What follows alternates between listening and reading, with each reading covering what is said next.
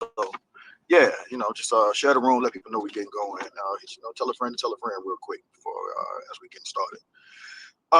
Today's topic, I want to talk about a bit of current events. We try to weave in current events into what we're talking about because I mean a lot of these things apply, especially when we're talking about marketing. Marketing seems to be everywhere at all times in one form or another. And I think we saw a bit of it when it came to Shador Sanders, Deion Sanders' son. So he was the hot topic of the week. I'm sure a lot of you are aware of that. Um, he was projected to be at the very least, the second QB taken in this year's NFL draft. Some people thought he would go first, but Cam Ward out of the University of Miami, he went first, and Shador dropped all the way to the fifth round. He fell behind at least six or seven other kind of noteworthy quarterbacks. The quarterback from Alabama, Jalen Milroe, um, Jackson Dart. It was a few other, from Ole Miss. There was a few people that he fell behind that people were just kind of shocked to see. And the narrative around it was that the NFL owners had decided to kind of lash back at Dion. There was a narrative put out that uh, Shador's interviews were horrible. They said he went in and kind of they didn't say he purposely kind of tanked the interviews, but what they said is that he wanted to dictate what team he was going to go to. He was kind of going into the interviews telling them what he was going to do. They said he projected a lot of arrogance, a lot of cockiness. There was a lot of anonymous sources that said, this is the worst NFL interview they'd ever been involved in, and the backlash from that, from the black community, the sports community, the social media, started to kind of center around arrogance, cockiness, and being humble. And what they also did was kind of push this narrative between who Cam Ward is and who Shador is. Um, I saw a lot of conversation with regards to, if you're a black man, you got to walk into these doors humble because these white people is going to do this. These white people going to do that to you. They're going to make sure they show you and show you who run this, and you can't be acting like this. And then I saw another side of it that said, well, hold on, Baker Mayfield, Aaron Rodgers, some of these white quarterbacks have been able to walk into a room and be as arrogant and as cocky. Eli Manning famously, because like I said, pre-draft, for those who don't know, Deion Sanders, Hall of Famer, he said that he was going to make sure that his son went to a team that was the right fit for him. He was going to interject if a bad team took Shador, that he would jump in and kind of like either pull out or say that we won't play. They would do a holdout. And famously, years ago, Eli Manning, brother of Peyton Manning, their father Archie Manning, did the same thing with Eli.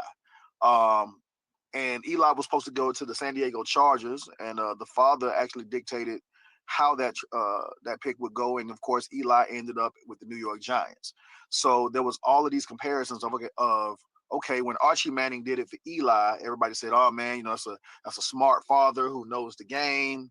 Um, he know how football work, and he made sure that he put his son in the right position. When Dion's doing it, it's Dion's doing too much. He's trying to take over. He's trying to usher in this new wave of, you know, uh, like clearly there was a different narrative around Dion doing it. Some of it being racial, some of it just being the who's arrogant, who's not. The white quarterbacks being framed as confident and fiery, while Shador and quarterbacks like him are labeled as cocky and arrogant. So I want to talk about that because I think this applies to all of us in one form or another when it comes to our businesses or even as employees when you're going in for interviews. If you know you're the shit and you have a little bit of leverage or you think you have a little bit of leverage, where's the line? How do we draw the line? Are we as black people allowed to be confident and borderline arrogant? Like, is that a thing? Can we even project that kind of an attitude? Duran, this is why I laughed when I saw you jump on stage, because I know you and I have had some of those conversations here on this call as well. But I want to hear from the stage first, and then we'll get to the audience as well. Like, what do y'all think? Like, are black people allowed to be marketed as? I mean, like, what's the line? What's the line between cockiness and arrogant versus confident, fiery, a passionate leader? Like, where are we with that? What do y'all think we are with that? Oh shit. I mean, I think when it comes to black folks, there is a double standard, and we don't like that there's a double standard, and we, of course, it's kind of our job to push back, but it's also, for me, for the sake of balance, it's kind of our job to think about how to finesse as well and make sure that people feel like it's their idea. You know what I'm saying? Like the movie Inception, like certain ideas and things won't hold unless people take ownership of them and make them feel like, because everybody wanted Kendrick to win when Swimming Pools was coming out 10 years ago, whenever that was. Like everybody wanted to see, J. Cole finally come up. Everybody wanted to see Nipsey. Like everybody took like personal ownership of their success and wanted to move them forward versus someone trying to dictate, you know what I'm saying, exactly what's going on, like his father did, you know what I'm saying? But it was genuine when his father did it because his father was being him.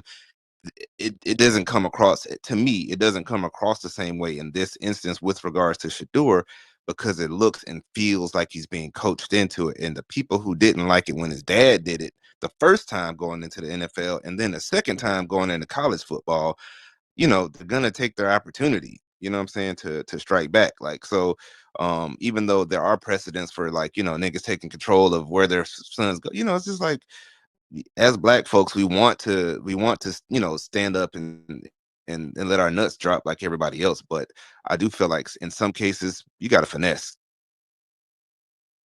Here on top of this, which I thought was very interesting too, is and especially in football, some of the other sports too, but especially football, the media loves the narrative of, the poor kid, who didn't have shit, and some white coach took him in and saved him, like the blind side and that type of thing.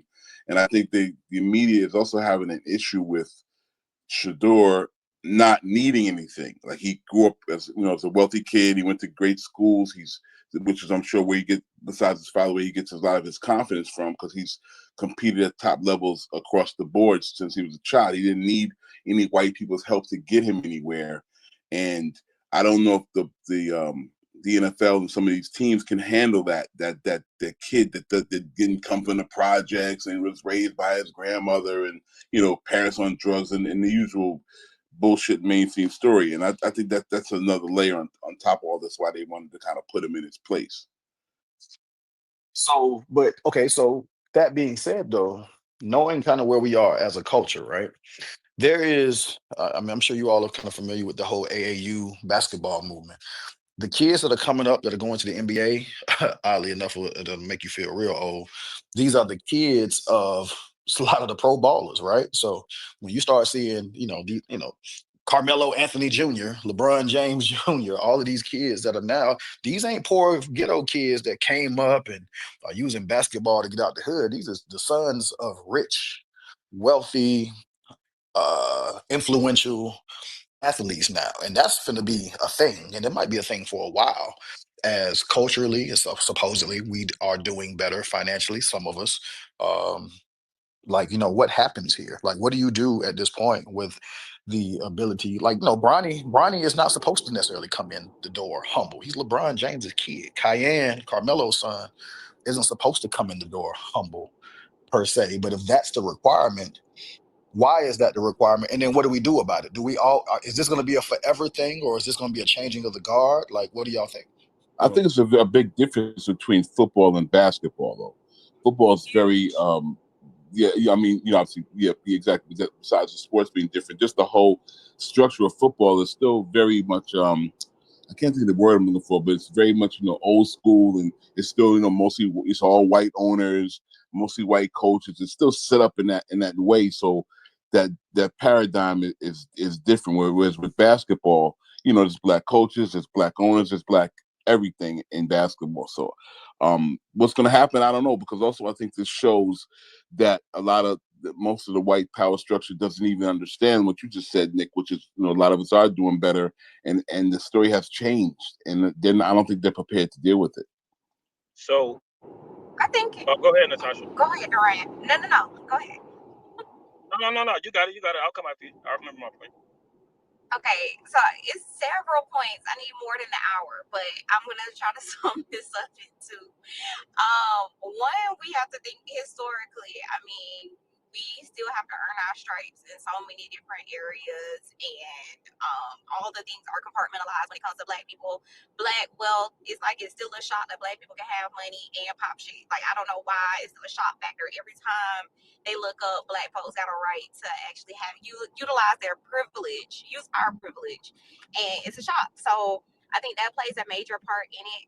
Two, when we're thinking about personal branding, we expect Black athletes to all have the same brand personality and be able to turn it off and on. We want them to be accepted with the Black community when it's supposed to be, and then when it's time to do business, we want them to put on the suit. We want them to do, exactly what they're required to do, because it's still like a corporate job, I guess you could say, interview style and all of these many things. So the thing is that with football, there is a new era of athletes that are coming into the game. I think about John Morant, right? Like how he's even having his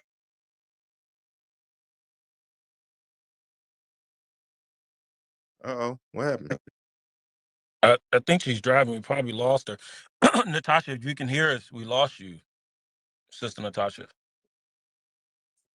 I guess I'll run my mouth until she come back, and then I'll just mute when she come back in. Okay, so this is probably one of my favorite ones, Nick. I do take the position that never let your confidence supersede your competence. Always have a balanced ratio between your confidence and your competence, because you can't be too overconfident but not competent. You can't be competent but not confident. So there definitely has to be a balance there. But three parts. One, even the notion that we have to have a conversation to see how we fit in white society is highly problematic to me. Again, the way I look at it is we have earth, whether you're an atheist like me or you're a religious person that's Christian or Muslim or whatever one's religious is. This earth was not created for white people. It was created, but it was not created for white people before we even get into like space and everything, if people believe in that. But Earth was not created for white people. So the notion that we even have to have a conversation amongst each other on how we should behave, I think I love the conversation, Nick. It's amazing content. You should do part 7. This may be a series, but I'm just saying generally outside of this room, Nick. So when I say have the conversation, I'm not talking about your room. I'm just saying generally we see it every day in society. We're figuring out ways to have a discussion around how we can behave in society and on Earth. If we just really sit on the bed and just think about that, we have to figure out how to behave on Earth because white people don't own it. That's the most insane thing ever. I would never teach my kids that. I have 8 kids. I will die for them to see that. That will never be their reality. So in that sense, I want Deion Sanders' son to be very arrogant when he walk in there. Because granted, he's getting a job from the NFL, but the NFL they need the players. It's a symbiotic relationship. And think about it. White guys can get it together and say, just the notion, this here is cocky. Oh, let's get together as team owners and show this boy a lesson. That in this premise is cocky. To think you can get together to say, we have so much power, we're going to show this boy. We're going to show this boy that we'll pick him 5th. Okay, that's fine. And the more they do that, Deion Sanders and all the Sanders get more arrogant. Because the reality of it is, you guys called their bluff. They still let him in the NFL. If it was really real, they should have not drafted him or his brother. Show us it's really real. They still let him in the NFL. White people be bluffing, man. I'm gonna tell you guys that now. And second part, and then I have my closing part. Second part, I'm in Beverly Hills yesterday, Nick. My wife and I got the top down with the Porsche. I turned the music up so loud because I knew white people were going to be upset. I pulled over on the curve, got out at the restaurant, and then the guy was looking at me. So I had a conversation. I said, "Everything all right? How you doing?" I said, "My wife and I, we're not celebrities." Everything. He's like, "You like the music that loud in your car?" I said, "Just ask me what you want to ask me." I said, "You like being fat? You like being overweight? Why am I making this point? We be even allowing stuff from white people that don't even take care of themselves. They act as if they're the golden standard. I be seeing a lot of rich people in Beverly Hills. I'm like, damn, he don't get a manicure. Look at his teeth; they're yellow. Like he doesn't take him brush his teeth, take care of his dental hygiene. So it's like we even allow the sloppiest people to talk crazy to our most elite people. I think it's a deep psychology that we're actually going through. I don't see these people as default. Who the fuck gives a shit about Beverly Hills? The restaurants are terrible. The food is horrible. The concretes are messed up. It's an illusion. So the idea that I can't drive through and listen to music the same way I would in Detroit is preposterous to me, especially given the fact that I know the mayor. So I do shit like that on purpose, just so my brain can be reminded white people don't run shit at all. They don't run shit. Literally, they don't. Last point, Nick. I don't behave at all. At this very moment, Nick, everybody in tech told me 5 years ago that I should be quiet, I should be humble, just be cool, a little quiet. Guess what? Today, my company has number 41 on Crunchbase. It's almost impossible to be the 41st ranked company. Ilya Sustavich, who created ChatGPT, his company is number 35. In a few days, our company would dislodge his company. And we got there with me being exactly the way that I am. And my assessment, white people just test black people. Let's see if we got a person that will be a slave that will turn his or her back and run in the field like they're running from a bear so we can devour them. If we get a black person that's tough, we'll fight them. We'll keep cutting. We'll keep cutting. We'll keep cutting. If they survive the knife slices, then they can go in. It's literally, I say it every single time. They love a strong black person that will fight them. And they're going to do everything they can to break them down. Dave Chappelle talked about this, what they attempted to do Martin Lawrence. And when they see they can't break the black person, they back off of them. Most black people, they attempt to break them. And when they see that they can break them, they say, okay, we control those niggas. Sit down, nigga. And for the ones they can't control, like what they're attempting to do with Kanye, call them crazy or whatever. Kanye, in my assessment, is saying, I'm going to do the wildest shit ever to show white America I will not listen to them. I know it's going to be bad. I can't fix it with Kim after. My daughters are seeing me talk crazy about their mother, but I have to take that risk. I'm going to be the craziest person they want me to be to show white people they can't control me. We've seen this with Dick Gregory. We've seen this with James Baldwin. We've seen this with Nina Simone. We've seen this with Muhammad Ali. All of these figures. We've seen this with Malcolm X, who became Al Shabazz when he departed from the nation. I don't agree that we have to simmer ourselves to even have a discussion on how we should behave around white people, much less change our behavior for them. I'm going on mute. Well, goddamn, we love that. I was waiting on that shit. As soon as I saw the topic, I was like, okay, okay. Tasha, you back? I am, but it's hard to follow up with Durant when we just said everything. I mean, what else is there to say? But I mean, it's just time to change the cultural narrative. We've been humble for too long, and that's why I said it's just a new wave of athletes. It's just a new wave. I think this Gen Z. I think about the Gen Alpha, like they're wanting to get away from having slavery in the history books and all of that kind of stuff. So now you're giving them every right to understand that they also have privilege and it's an equal playing ground. So you can't say y'all are niggas when y'all are trying to say that niggas don't even exist anymore. So I think there's a rude awakening that's happening.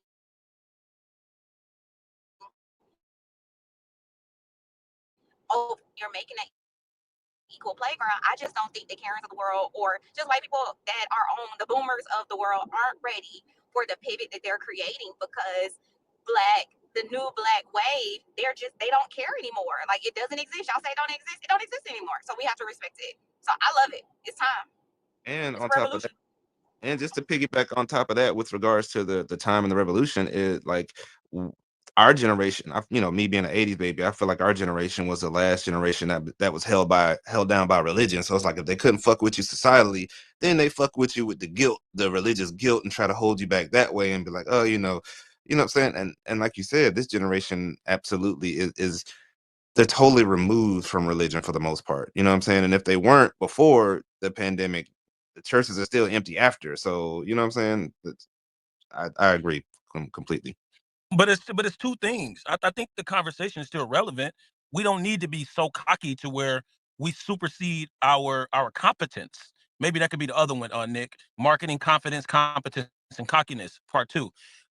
And also we don't need to be so cocky to where people don't get to see our competence.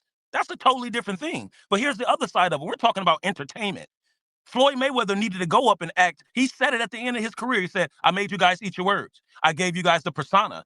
That's what they want. That's what sells in entertainment. NFL is not some fucking Ivy League, let's cure cancer organization. It's fucking football. Let's get real. It does great things for the black community because it gets people out of poverty, but it's fucking football. He needs to entertain. He needs to be just like his dad and be arrogant in there. Now, it's a difference when we're talking about why is one going to get accepted inside of Harvard and then go and talk to the dean and just act ridiculous for the sake of acting ridiculous. I don't think we need to do that. In fact, we're so great and we're so creative and we have so many dimensions to us, we don't have to do that.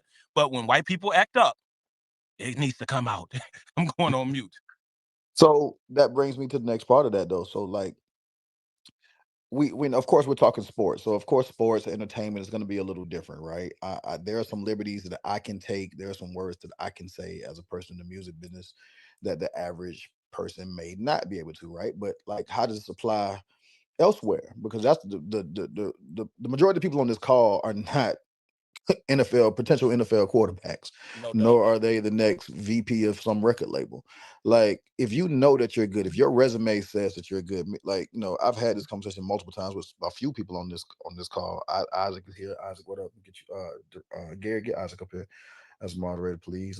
Isaac, I've had it. Tev, I've had it with Jermaine. Like, we've all talked about, like, hey, if Duran, if you have a product, if you have a skill set, if you have a resume that speaks for you, when are you able to go into a job interview, a meeting, a conference, a whatever, and really pop your shit? Or can you just never do it? Is it just never on the table, in particular for us? At the end of the point, and I feel like at the end of the day, I feel like the point is having the ability to do that, but not necessarily needing to do it. I mean, if you think that overconfidence is your only leverage, then you tripping, especially like you said, if your resume is tight, if you did the numbers over the past 18 to 24 months, then you don't really have to turn up on their ass. You don't really have to use that type of energy as your leverage when your work is your leverage. The value that you bring to like your value proposition is your leverage. Now, of course, like the homie said, if someone tries to play you, that's one thing, but for you to just come off as if that's the thing that needs to happen, like that's the cologne that you need to wear, I think it's best for us to be layered. You know what I'm saying? I'm still in that one. The I cologne think you need to wear. I'm going on mute. so. The words for that would be discernment and emotional intelligence. And I think that's something that as a culture, we have to do better about. I mean, we label things like code switching and things of that sort. But if we think about how we read the room, and we don't, I don't think we do a lot of walking into rooms and understanding who's in the room before we strategically start figuring out who we need to be. And that's the great thing about us, is that we can be chameleons in any room. And if it's time to pop shit, we popping shit. If it's time to just be quiet and start listening, we also have those flexible abilities. I think it's just being able to discern when and where and how.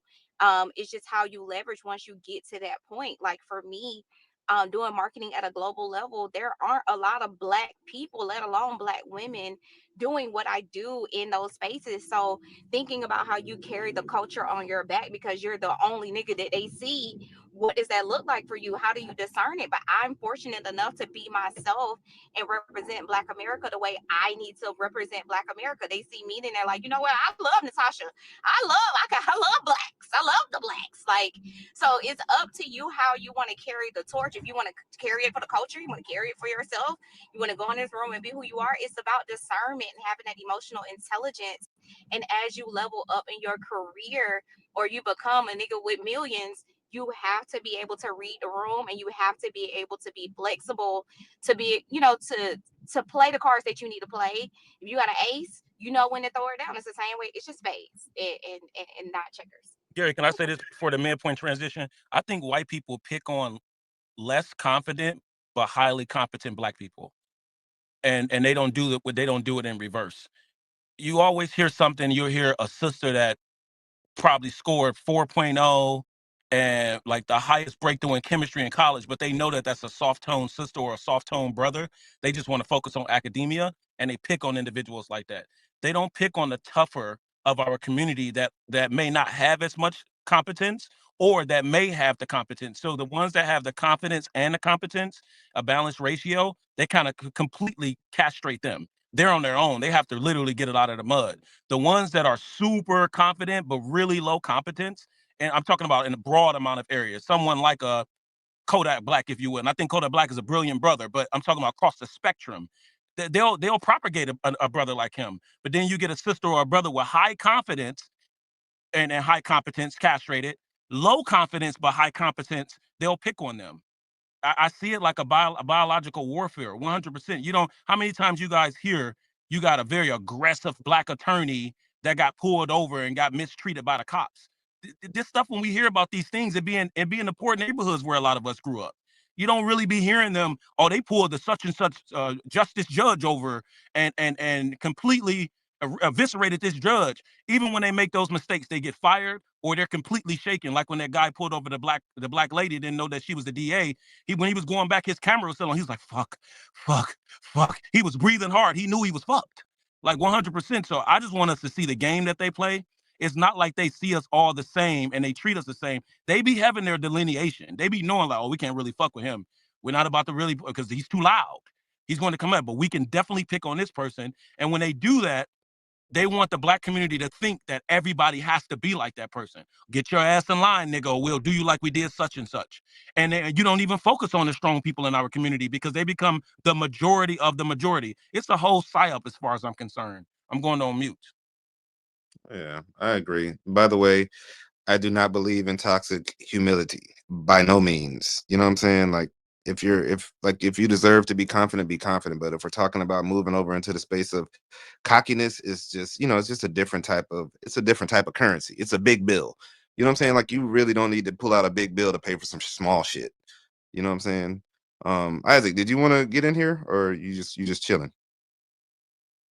I'm kind of catching up to the subject a little late, but fill me in. Yeah. So, Shadur, Nick, I'm not sure if you want to reset the room, but Shadur did not. He was projected to go this place, did not go this place. It looks and feels like an attempt to break his spirit. Um, but is it because of like, is it toxic?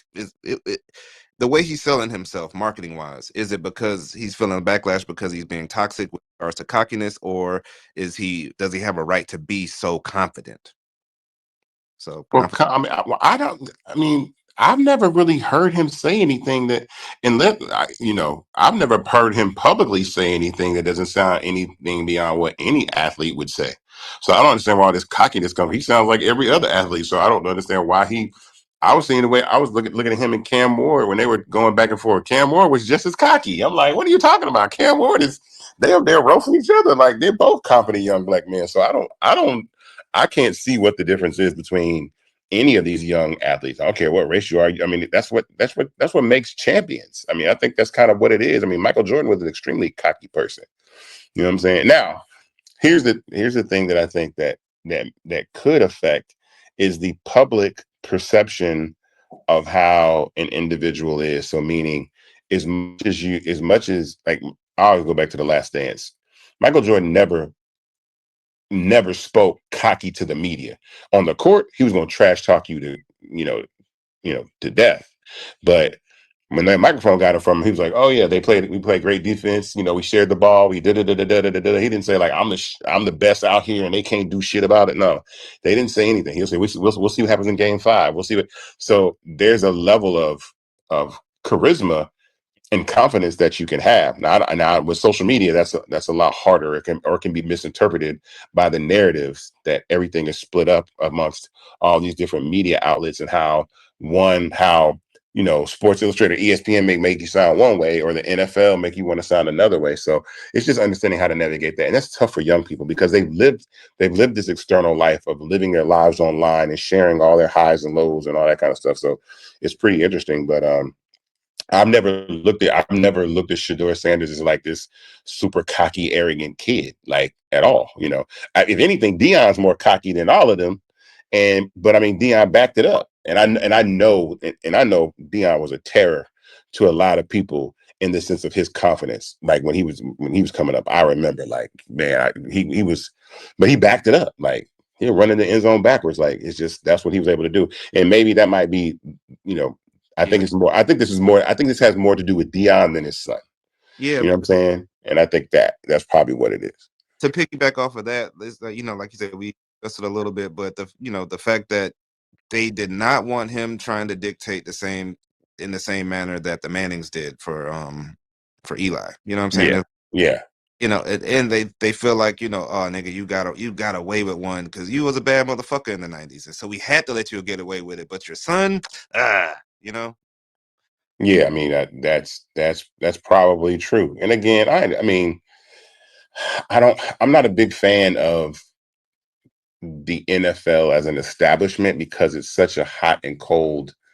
It's like one day they cool, the next day they not. One day it's all right, you can't, Tim Tebow can kneel, but the next day Colin Kaepernick can't. It's too inconsistent, you know what I'm saying, to me, for me to even really understand that, you know what I'm saying, or care about that.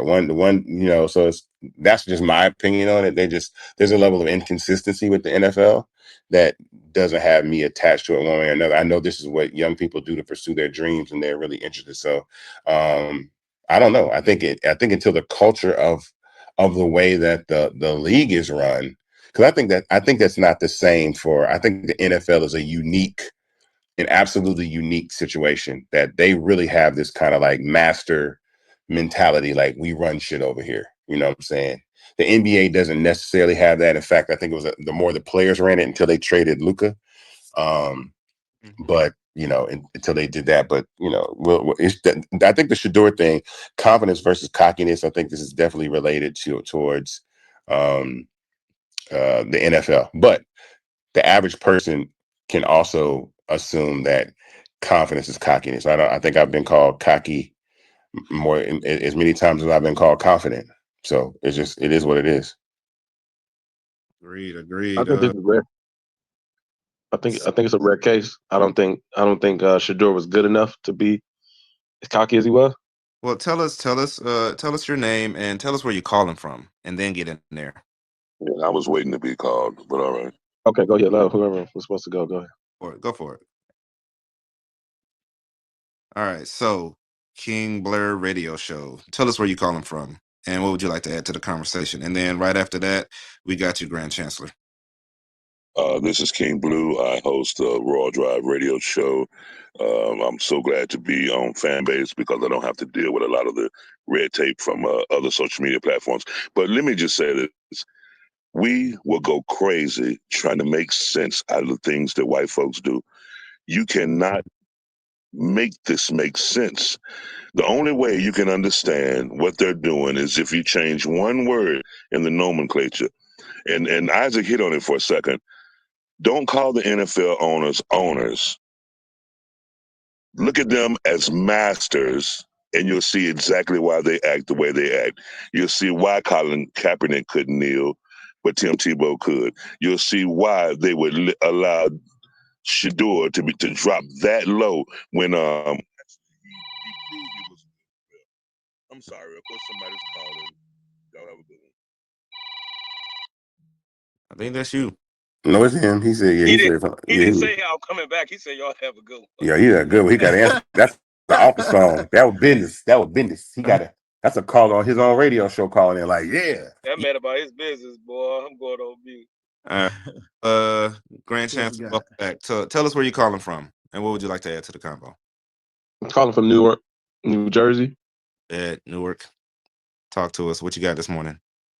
Yeah, so this morning, this weekend was a wild weekend with the NFL draft. I think the main reason I tuned in was to see Travis Hunter, Shador Sanders, Cam Ward all get drafted.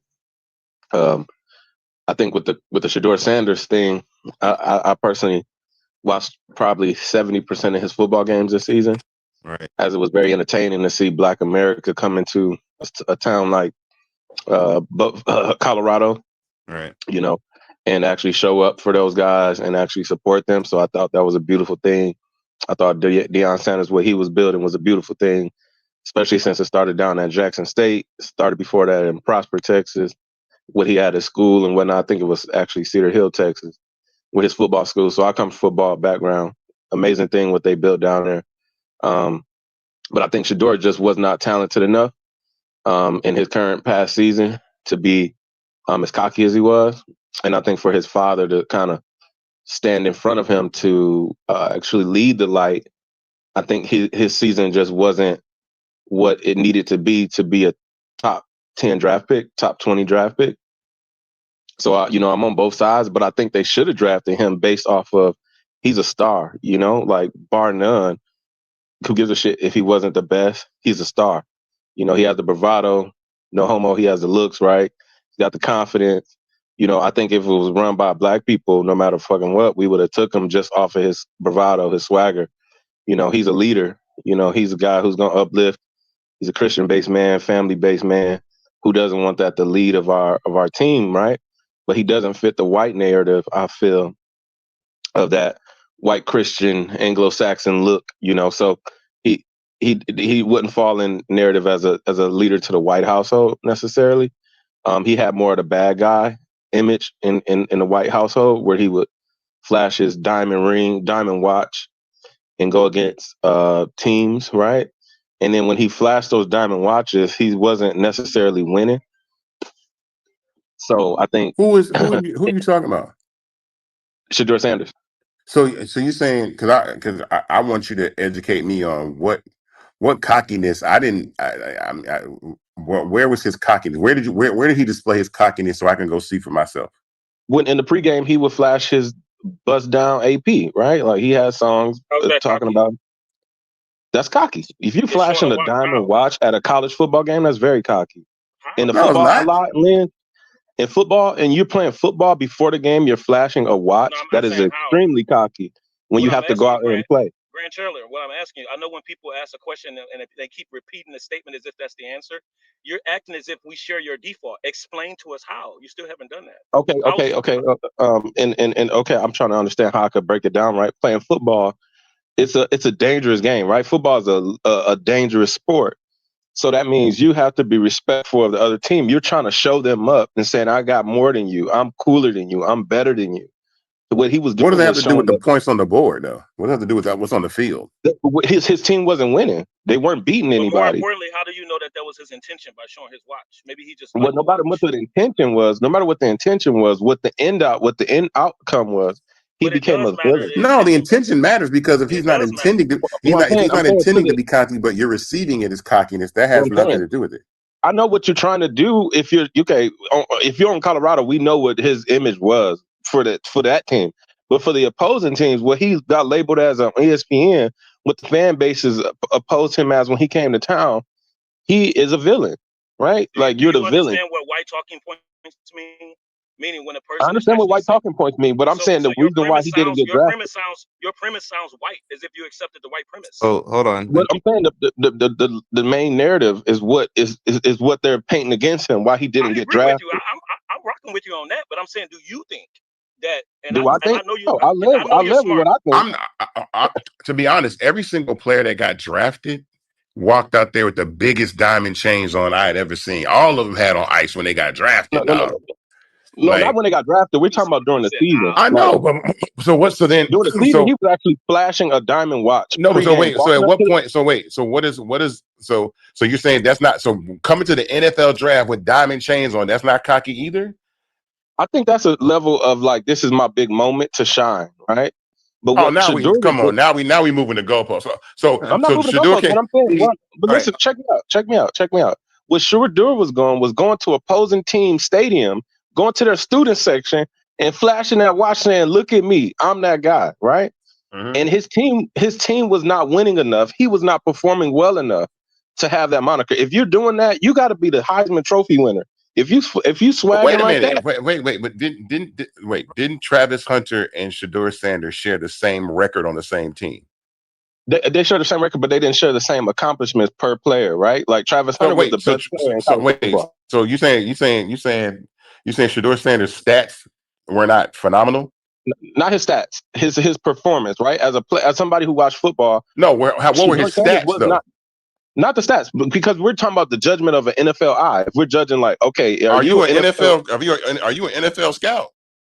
No, I'm not an NFL scout, Let but I've me been jump. around NFL football my whole life, right? And I know when I watched Shador Sanders, that was not an NFL prototypical quarterback. He was not. He was not. He Got it. was not ready to go from college to the NFL to start day one. He took a lot of sacks. He held the ball too long. He But put himself in all bad the positions. analysts that say he got sacked and held the ball because they said his line was terrible. He had a His terrible O line was line. terrible, right? His line was terrible, but he did the same thing in Jackson State when his line wasn't terrible. He did the same thing the first couple seasons at Jackson State. So it was like those are things he had to work on, right? So what Shador is so Sanders wait? So is you're saying I thought Shador Sanders had broke a bunch of records. I thought he or he had broke records at Colorado. Or he had the bet, all these he accolades that did said well. We're not he was saying he top five. didn't well. He So didn't then well, bro. in that what any other NFL prospect gets judged by? No, no. They get judged by the moments when you actually have competition, when a big team come to town, how you perform in those crunch time moments. In that third quarter, when you coming out of halftime, if you down by 2 touchdowns, how do you lead your team into the remainder of the game? How do you lead in your team in that first drive in the fourth quarter? I saw Colorado lead an amazing comeback.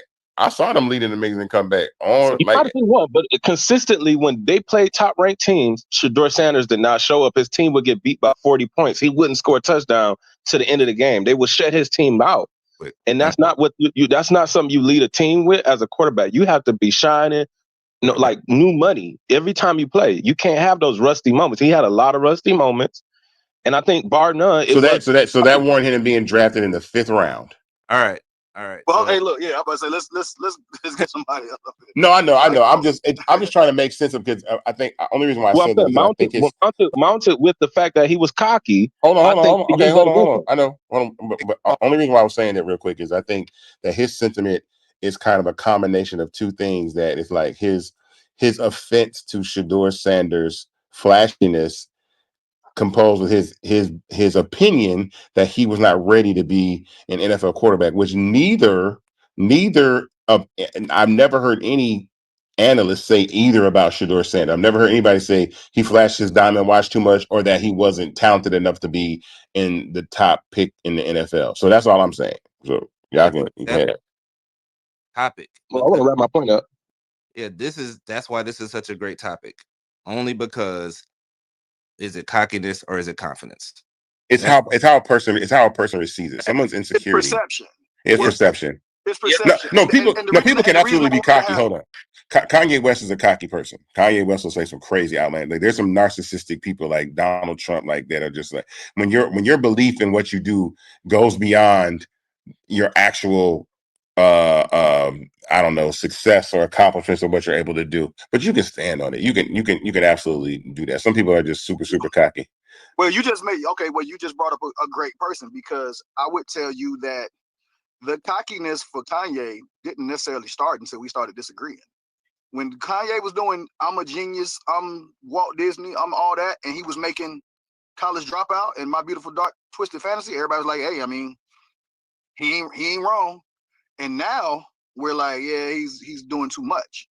No, I'm not. I think that line, you like I said, when it supersedes, I think when it supersedes perception, that's the problem. Not necessarily your accomplishments or whatever. Like, I think that, hell, I think I can come off a certain way. I think Duran can come off a certain way. I think I can come off a certain way, depending on what people's perception of us is. If you think that I'm great at marketing, then when I tell you I'm really one of the best that do this shit, you like, yeah, I mean, wrong. But if you think I'm not, or if you think I'm just, well, he good in Atlanta, but he ain't good elsewhere, then my shit comes off kind of weird. You know what I'm saying? Like, it is a perception thing. It depends on if they like you. You know what I'm saying? Because if I like you, I'll rock with that. But if I don't like you, it's like, who the fuck is he to say that? You know what I'm saying? Exactly. Who else we got up here, man? I know we got a few other people on stage that I want to get to before we wrap the call up. Asia, welcome to the stage. Tell us where you calling to add to the conversation. Good morning, everyone. So my name is Asia. I'm from Brooklyn originally, but I currently live in Los Angeles. So I'm going to try and make this brief because I have a lot to say, I guess. So as the mother of a son, my son is 34 years old. He played football in high school. But I just want to say about the comment about Shador wearing, his jewelry. Since when is there a specific timeline when a Black man can wear his jewelry? I think America does a great job already of trying to make Black men shrink themselves. Yeah. You know, you got to clench your butt cheeks if you see the police in the rearview mirror. They tried it with the movie Sinners by creating a different narrative about Ryan Coogler's deal. Also, you have this situation where I just think Black men are made to shrink themselves far too much. And if someone wants to wear jewelry, if they want to be cocky about who their dad is or whatever accomplishments they made, Black people, we are so critical of one another, almost more so than these racist white people. And if you notice, even when they interview new actors, you will only hear them ask a Black actor, hey, what did you do with your first big paycheck? As if they've never had a large amount of money before. I think we have to stop being, the co-signer of these white narratives and how we behave.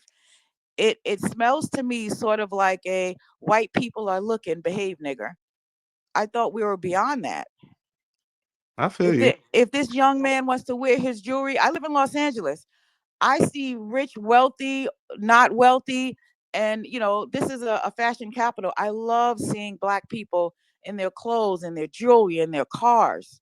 I don't know Well, where everybody's from, but that for some places that's normal. I'll say Him, this. you know. I Yeah, I never like heard the of way people having a problem with jewelry when Liberace was right there, iced out his own. Exactly. Liberace was iced out. Nobody said nothing. That's that's I mean, exactly what came to mind. But, and I'm not criticizing, but yeah. the guy who was speaking, he said no homo. So I said, you know what? I'm not even going to mention Liberace. Also, thinking another black man is attractive has nothing to do with homosexuality. Oh, I was ready to say that. Thank you, Sister It Asia. I has like Asia nothing a to do lot. with it. In full Like, disclosure, what? I've been married to a woman for the past 13 years, but I do have a son. I don't dislike men. I see good looking men all the time. And I'm like, oh my God. You Well, know what I mean? so So as black people, we can complement each other. A lot of this stuff is this Eurocentric idea of manhood or proper behavior in public. It's ridiculous. It's all right. ridiculous to me. So I'm sorry. That's all I had to say, y'all. So Have let's say I'm this. gonna keep listening though.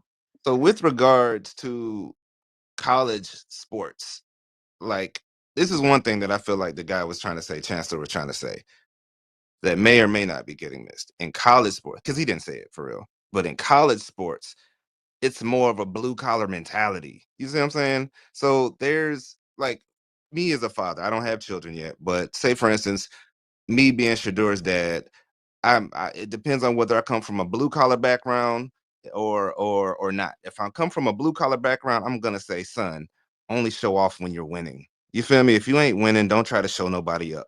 But if I'm not, and I'm just, we stars regardless, it's like, bro, show off whenever you feel like it. On a good day, a bad day, when it's raining, drop the top on you. You know what I'm saying? Do whatever you want. But I guess when we're talking about judgment and cockiness and all that, it comes from context. It comes But from Gary, why would you teach your son? And I'm a father of four boys. My I don't oldest son is 19. Why would you teach your son? I know you don't have a son. I'm just saying. You spoke figuratively. I'm giving you a figurative question. Why would you teach your son to like set his default like that? Like only show off when you're winning. I listen to words. The fact that you said show off, I would want that definition. Who created the narrative that showing off even exists? yeah. What does that even mean to say show? What is Well, the definition of the show off? the answer to that, Duran, is blue collar folks are the ones that would choose the terminology. Oh, that's showing off, like And because that's why we should disagree with it. And that's why we should show up, just because of so what you just said. yeah, so it's just all about adding context to why different people might feel a different way. Because like Nick is the best if I like him, but I'm the best if I hate him. You know what I'm saying? Type But shit. your son, Gary, your son, and I'm so passionate about this conversation. Your son is more important than a fucking college and a football game, because what you're doing to his neurons, as Dick Gregory would say, you're teaching trillions of cells that he should comply to a group of people because they said so. So with Okay, that, hold on. I got not even a pushback, but I want to say this because I can take it off of Shador, I can take it off the NFL, I can take it off anything as a parent. yeah, And Tiff can attest to this. Like we've had a conversation with our daughter Orion. She just turned 7. Happy birthday to my little baby girl. happy But birthday. I know from personal experience, Tiffany as well. We all know the whole pretty girl thing of, hey, when you're pretty, hell, I just had this conversation with one of the people that work with Carrie Hilson. When you're pretty, there's certain things you're not quote unquote supposed to say, right? There are certain ways you're not supposed to come off because you know that the perception of the backlash becomes, oh, she thinks she cute. Oh, she think because she look like this or because she moved like this or because her daddy is so and so, she can do da da da da da. And you know that when you're trying to and Duran, as I'm saying this out loud, maybe I'm proving your point as well. When you're trying to assimilate, when you're trying to fit in, when you're trying to work within the confines of whatever the space is, work, school, whatever it is, there is a certain level of this is how you're supposed to comport yourself, right? Like you're not supposed to, you want to stand out, you want to be great, you want to be good at what you do, but you don't want to intimidate, you don't want to make others feel less than or inferior. So there is a certain way that you kind of kick it to accomplish that. So Duran, I may be proving your point. Gary, I may be proving your point as well, but Yeah, I think I see it yeah. in everyday life, not just Shador Sanders. You know, Yeah, but in the terms of Shador Sanders, I think maybe Prime. I'm sure Prime raised his son to feel like, bro, win, lose, draw. You're you. Number one, number two, you're my boy, and so you feel free to do. You know what I'm saying? Like I'm sure that's the way, you know what I'm saying, that he's raised his kids. You know what I'm saying? Like, yeah, that's the only way you be a star is, being self-perpetual. You know what I'm saying? So yeah, to your point, Duran. Let's see. Oh, and plus I don't mind staying on a little bit late since we're really getting into it. Let's see. Paradise One, tell us where you calling from and what would you like conversation? Hi, I'm Paradise One, and I'm calling from Virginia. And I've been listening to the conversations, and I really like what Asia was saying. And I was just wondering, why is it that we are not upset when the white man acts confident and cocky, but we're taken aback when the black man acts confident and cocky? Who sets the standards that he should not be confident and cocky at the same time? What's wrong with being confident and cocky? And I just wanna, this is off the path right now that I'm going to say something about Isaac Ace. Isaac, I just want to stop to thank you for what you're doing to create this platform for Black people to express themselves. I've been wanting to say thank you for the longest personally. I have not had the opportunity to do so. And so I just want to personally thank you and to say kudos to you for what you're doing. And I apologize for changing the subject a little bit, but I just have to acknowledge you because as a Black man, you have taken the torch to another level to say, hey, Black people, we need our own space. And I wish I could shake your hands, but I'm far, far away from you. But I just want to say to you, I love you. I appreciate you, and I hope everyone in this in this group right now follows you. But back to the question that I have: what is wrong with being confident and cocky, and why are we placing limitations on the black man? He's been through so much, and why are we upset with him when he's expressing himself however he feels to express himself? I love my black so men, and I think they should be arrogant. And if they choose to be cocky, I don't see anything wrong with it either. I yield the so mic. I Thank you. so I'll Give her a I think I think Thank moderation you. badge. Give her a moderation badge. I'm going on mute.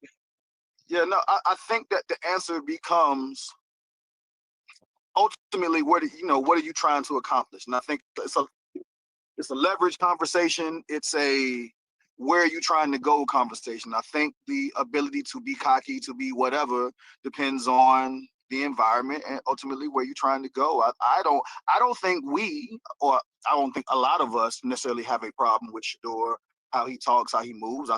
I see it every day. I'm in the music business though, so I see that type of attitude, that type of behavior, that type of those mannerisms every day, and none of it moves me, and none of it even hits my radar as, oh, that person's being cocky or anything like that. I think that many of us will say, hey, look, if you're trying to get a job, you have to kick it a certain way. If you're trying to get into a certain door, you got to kick it a certain way.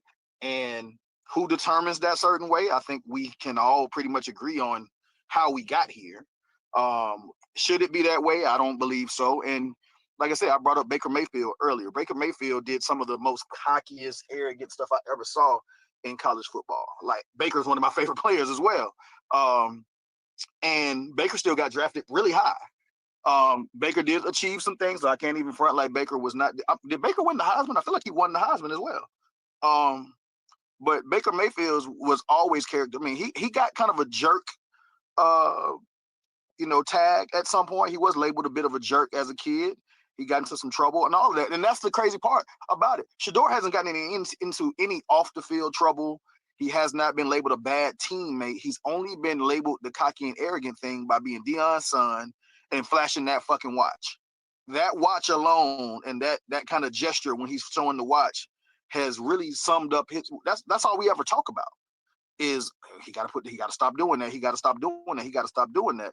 And anybody who watches college football the way that I do, we've seen Baker plant the team flag on the other person's middle of the field in the end zone. He's fucking grabbed his nuts in the ends. Like Baker did it all, and he did not get this sort of antagonistic attitude towards him, especially when it came time to do the draft. And he's short. If y'all remember, Baker's a little guy. So Yeah. he had all the reasons for an NFL team to be like, well, he's a little too small. He can't see over the line. I mean, all of the things that you would not want a quarterback to be, Shador actually has them, and Baker didn't, and here we are. What if he was marketing a watch to get a sponsorship? And when our players go bankrupt because of bad financial literacy, are those same owners coming to them, or do they have to pawn the very same watch? So it's like one of those things where with enough time, we can really decipher all of these positions. A lot of black people are subconsciously communicating white points, and they don't even know that they're doing it. That's why I can't really even be upset with them. I'm going on mute. Not you two, Nick and Gary. I'm just saying generally some of the sentiments I've heard in the room. They like, Yeah. what are we talking about? They got to pawn No. the very same watch. If the NFL's not coming to help them with healthcare, they're not coming and say, I'll give you a stipend. They're not even giving these NFL player loans after the season. Just loan me $20 million. And after I get on my feet, I'll give it back to you. Nah, you out of the league. In fact, you got to pay to come back in the building.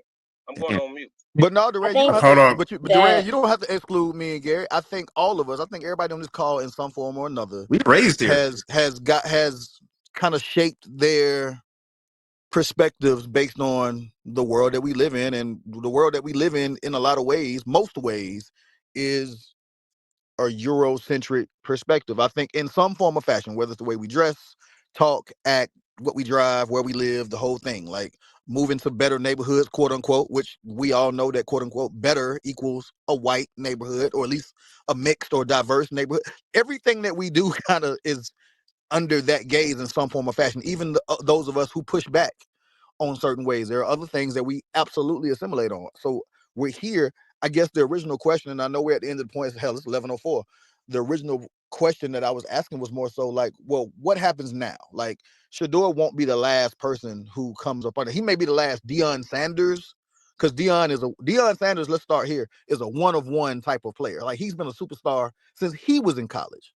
Like Deion Sanders, when he was at Florida State, was a superstar at 19, 20 years old. And he continued to be a superstar till the time he retired, and even post-career as an analyst, as a coach. Deion is a one-of-one fucking superstar. His son Yeah. comes from that. I would almost expect his son to act the way that he acts. Can Everybody I won't add be something that. too? Yeah, go ahead. I did it. So the just to talk about Shador Sanders real quick and the watch whole thing. It actually started because the Nebraska players stepped on the field on the Colorado logo during practice. And then they had an overtime victory against Colorado State. And he showed before that, the Colorado State's head coach dissed Deion Sanders prior to the game, and Shador took it personally. So he went and flexed on him after they won. So it wasn't like he just came out showing a watch. It was in response to people being disrespectful and trying to show him up. So he said, I'm gonna pull out my AP on him. And that's what, and he's like, perfect I timing. love that. And yeah, and so the whole notion is perfect timing. And that's where the flex comes from. So again, I'll say this in closing, I'm gonna shut my mouth. You can be as cocky and arrogant as you absolutely want to be. There's no rule to say you can't be a cocky and arrogant person. If there is something that you want or you're trying to accomplish from the situation, your cockiness or arrogance may play a part in the success of that. So being strategic. So I don't think that what Shador Sanders has done is anything more excessive than any other player has done. So I think he's being overly criticized for that. Now I say I think Gary and Nick said, if you're trying to get a job, cool. If you're trying to, uh, uh, you know, accomplish something or raise money, it's like, how about I'm trying to raise money, but I show up with all diamonds and post pictures of private jets. That probably wouldn't bode well. You know what I'm saying? I probably wouldn't be able to raise, depending on who I was raising money from, though. Because I know Durant would probably say, it depends on who you're raising money from. Because some people be like, yo, I ain't coming up there. You let me know you got it. But if I'm trying to do equity crowdfunding, it probably wouldn't be a good idea to me have an AP on and be on private jets and courtside at the game. That probably wouldn't help me raise capital. You know what I mean? Because it's blue That collar. man said, let me know you got it. Yeah. Gary, I think another thing is when you have like when the black story is like coming from nothing, and so white people can say, "Look at this," and point at it and say, "I help with that." That's more palatable from them. But when you have somebody like a Shador Sanders who he does not need their help, that's the part that I think that's really bothering them, like to the core. It's there's no way that we can insert ourselves in this story and say that we're a part of it, so now we don't like it. Yeah. Like it's just like Jeff said, the man don't need nothing. He's still wealthy. And of course that rubs him the wrong way. Owen, real quick, I'm not gonna hold everybody else, Nick, if you gotta go, Isaac, I know you're running the whole world. But Owen, tell us where you're from. What would you like to add to the conversation? You're the last one up. Oh, awesome, awesome. I'm from Detroit, Michigan. I'm living in Houston right now. What up? I've seen this where they try to put those types of things on What up, our. What up, though? What up, though? I remember when Kwame Kilpatrick, probably not the best example, but he was a young black mayor of Detroit, and the first thing they got on him about was having an earring in his ear. It was like, wow, this dude's a black mayor of Detroit. Like, let's cut him a little bit of slack. He's a young guy, also, but there was a lady here asking, I think it was Paradise One, why is it always looked at? We're always looked at as cocky. Um, they have a negative word for everything positive a black man does. So, do you know any black mavericks? No, but they call somebody like that a maverick, a leader, someone being bold. But they automatically call it cocky, right? And this stems from slavery. So if a white man wants to take your wife and do whatever, or he slaps the hell out of you in front of your kids, you not only have to take the slap, if you look at him in a way like you might feel a way about it, if you show any sign of pride or manhood, then you're being insolent. And they have laws where they could do this to you for being insolent. So you better not make eye contact, who you eyeballing, that type of thing. So when a black man stands up, it triggers white people because they're still used to that shit. They're still used to that shit. Yeah, And that's pretty much what it is. no doubt. That's pretty much what it is. I'll land it there. No doubt. No, that's still what it is. Only problem is, well, it's a problem for them, not for us. The problem is they can't do shit about it now. You know what I'm saying? Except for draft you in the 5th round or some other shit. But like if you're Durant, you're raising your own money, and you fucking Ike, and you're building your own company, and you fucking you're LeBron, and you're already a billionaire athlete, so you could just buy a team and play on it the same, and draft your son and hire the coach yourself while also playing. Like, yeah, they got all this black privilege and they can't stop it. All they can do is buy tickets and watch the shit. So Yeah, that's another piece to it too. Black people, I hope we stop being the disgruntled ex with these white folks, and we coming together as a group of ex-girlfriends, all complaining about the same dude, and then we all going back to that nigga. You know what I'm saying? So if we're not going to start our own NBA, NFL, then we're going to have to deal with this until white people choose to do something about their perception. And you think we're supposed to wait for white people to do something before we move? We just got to move without them. it's hard. And black people, my last message to you all, even if you got your money from white people, you don't have to have a perpetual allegiance to it. Like, it's okay. You can stop while you're ahead, because if you keep showing that you have to protect the white dollar that gave you the money, then the larger black community is going to turn on you. And that's not the thing that you want, because white people don't really have your back. That means you'll have white people really against you and black people against you. So you can stop while you're ahead. Okay, you got the money, you may lose that contract. But if you see 700 new black people get it out the mud and do it themselves, they'll look out for you. Just go and get with some real black people. But don't keep acting as if you're standing, and that's what Tariq Nasheed called our Wallow. And it upset me that Wallow had to do that. He said, you always got some fake objective Negro that has to be overly objective for white society. I was like, that's spot on, because they really be doing that. I don't need to come on stage and tell black people is their business okay, because the premise of that is I'm suggesting that I've met all black businesses. That's what I want you all to do. Start asking people questions, and you'll find they really can't answer them. So black people really do need to get their business together. So you went to all 60,000 black businesses in America? No, but you get what I'm saying. I don't get what you're saying, actually. You're not going to utilize an expression on me neither. You didn't go to all 60,000 black people businesses. So how can you say black people businesses are off? You may find that 52,000 of them are perfect, and it's only 8,000 of them that we have to fix. So we got to really watch out. A lot of times it's black people that it's literally hard for them to extrapolate themselves from white systems. So they don't even know that at the subconscious level they're regurgitating this shit. So I'm just letting you all know you can let it go. You can let the white rope go. We're good now going 2025 and beyond. You can go ahead and let that white rope go. We got you. I'm going on mute. Shit, and I think we'll land the plane there, man. So next Monday, 10 a.m. to 11ish a.m. we'll be here discussing high-level thoughts and ideas with regards to marketing and all things within that contextual zeitgeist. So next week, same time, same place. Love you guys. Great job, Gary. This is a good room. Bro.